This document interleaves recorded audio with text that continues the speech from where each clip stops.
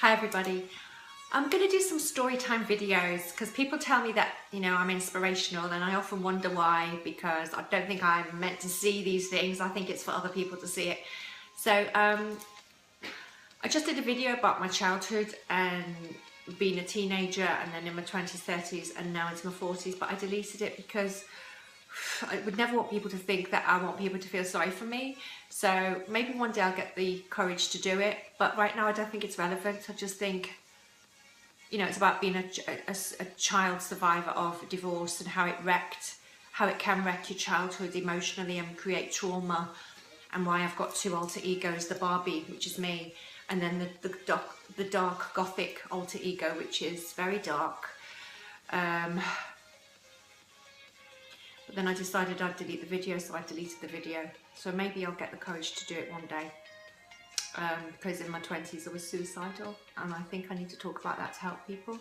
But then I think, Rach, it's not like I'm very well known. I'm well known on the internet, I'm internet famous, but at the end of the day, until somebody wants to interview me on a TV show or even think I'm interesting enough to be written about, at a really prominent level, I think, well, who cares?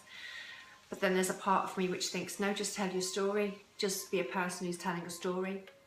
So then I decided I'd do this video instead, which is a little bit more positive, and it's about how destiny can tap you on the shoulder, literally. Right, here we go. It's a positive, happy story, because I always come alive when I'm doing the positive stories. I don't really want to go back into the darkness because that's just too sad. But when I was in high school, I had dyslexia, and nobody knew about it because it wasn't something prominent then in schools and education, or even on the internet. The internet wasn't really around then in the 80s, was it? Not as strong as it is now. So without going too much into that, I failed every GCSE that I studied for except for English, which in those days was easy to pass. It was probably the only thing that you passed on because you could speak the language. So I had an English O-level. There were O-levels in those days, weren't they? So I failed all my O-levels, and I remember looking at the screen in the school and feeling the absolute humiliation that I was just so humiliated. I tried to stay on it in the sixth form at school in Thornton in Merseyside, where we lived in Liverpool. It was Merseyside really, even though it was surrounded by country farmers' fields. It wasn't really the city or anything, but I remember that day, I just thought, oh my God, how did this happen? Because I would read, but I wasn't studying. And because my mum was a single mum at home, I never had the family support, and I never had a father, and I never had the right energy around me to help me as a student. So I thought I was studying, but I obviously wasn't. But my memory as well can't retain information to sit an exam. So it's only when I was older that I researched it and understood why I failed my exams in high school. So the only good thing about high school was that I was a champion athlete in cross country, and I ran for Team Great Britain in cross country. It was the Catholic Schools League, but it was at national level, and I went to Belgium and we went around the country, and I did track 800 at club level as well. But I ran for Great Britain, and I remember being a sporty achiever at school, so I was well known at school for that. But I felt like a loser when I failed all my O-levels, and it was only till I was in my 30s that I found out I was dyslexic. But I always had an idea that there was something wrong with my learning abilities. So I found out, cut long story short, in my 20s, this is how destiny can tap you on the shoulder. I went through such traumatic experience, failing all my exams, that I worked in Southport as a waitress for 2 weeks, and the chefs hated my guts. I was like a China doll. I was called the China doll or a Barbie doll at school. Mainly the China doll because I had dark hair and I had pale skin.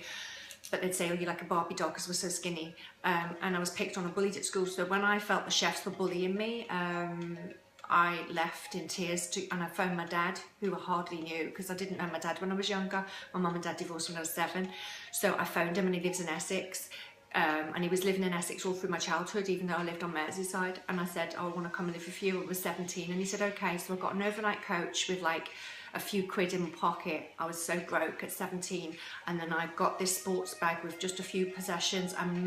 They were all the possessions that I had when I was 17, and I moved from Merseyside to London and never went back, apart from the odd visit now and again, because I never felt like Merseyside was my home. I'm not dissing it at all. It's just that if you have family instability, your roots don't feel like roots. So with the childhood of my mum being a single mum in the 70s and 80s, obviously, and we were very poor, I never felt like I had family support because my mum was depressed and suffered from anxiety herself, I believe. So it was hard for her and we didn't have a father figure. And then 5 of my brothers and sisters obviously got their own jobs and everything. They were older than us, so we never grew up with them either. So yeah, with that background in mind, I just felt like I've got to make my way into London and make my way in the world because my family can't support me. So I stayed with my dad, and within 3 days in Essex in Ilford, I got a job in Barrett's shoe shop, and I've been working and support myself ever since. On and off, obviously, because what you do is you switch careers, you switch jobs, and that's when destiny tapped me on the shoulder. So I moved from Essex, lived with my sister for a bit, and then I moved to Ealing and in London, and it was just, I was working and I was studying at night to try and take some GCSEs, and I only qualified in my early 20s, and I finally got a few A levels under my belt to go to uni to do law, but I was like years behind my peer group. So I ditched the law degree after 6 months. I was in my early 20s, and the reason why, because we did a moot and I wanted to be a contract barrister. Don't laugh, I know. I was ambitious, and I thought I want to be a contract barrister and earn lots of money and defend people in court, you know, contract and business.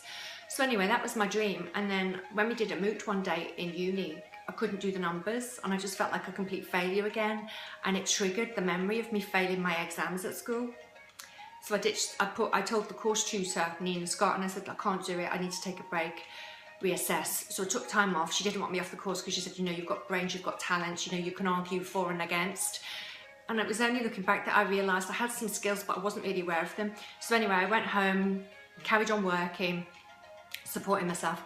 And then I saw on the Financial Times, because I used to be really highbrow and read like finance news and stuff, and I saw that George Michael was having a court battle with Sony. So I thought, I know what I'm going to do. It's a contract law battle. I'm going to go to the High Court because I was living in London, and I thought I'm going to go and watch this case. So I did. I sat through 4 hours of legal argument and factual argument and everything, and then when I walked out of the High Court, because it was I've got pictures of me standing next to George Michael coming out of the court, because I was dressed like a boy, short brown bobbed hair, suit on, walking cane. Oh my God, I was a right little eccentric tomboy. Anyway, so I felt a tap on the shoulder, and it was a journalist from a music magazine, and he said, hello, he said, could you help me? I went, what are you talking about? He says, I see that you understand everything that was going on in that court case. He says, I'm a journalist, I need help, I don't understand some of the legal stuff. I went, mate, I said, I actually didn't say that. I said, oh, I'm sorry, I don't think I can help you. I said, I'm not a journalist.